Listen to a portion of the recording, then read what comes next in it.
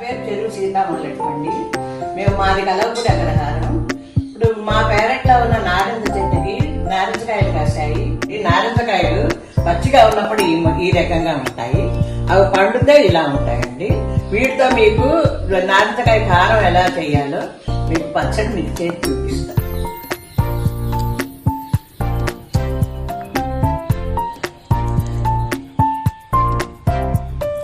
ఏమండి, చెక్కు ఇలా తీసుకున్నాక తొనలని విడతీసి ఇలా తొడలని కూడా మనం విడతీయాలండి. విడతీస్తే ఆ గింజలు ఏమన్నా ఉంటే బయటకు వచ్చేస్తాయి.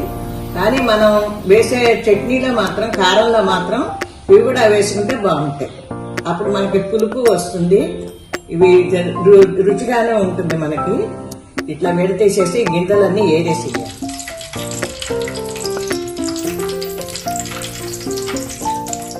కొద్దిగా మెంతులు, ఇలా ఎండుమిరపకాయలు క్వాంటిటీని బట్టి వేసుకోవాలండి. మనం కొంత ఎండు కారం, కొంతమో ఎండుమిరపకాయల కారం, కొద్దిగా పచ్చి కారం కూడా వేస్తే రుచిగా ఉంటుంది.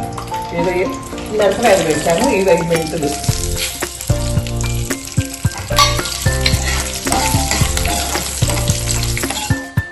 కారానికి తగినంత ఉప్పు, ఇదిగా వేయించిన కారం కొంతండి.